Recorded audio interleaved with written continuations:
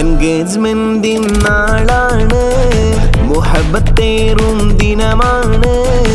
എൻഗേജ്മെന്റിൻ നാളാണ്, മുഹബത്തേറും ദിനമാണ്. ബാത്തിഷിന്റെ കരളായി ആയിഷത്ത് അനീസ വരവായി.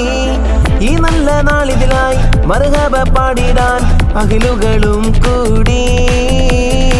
ഈ നല്ല നാളിതിലായി മർഹബ പാടിടുവാൻ അഹ്ലുകൾ കൂടി.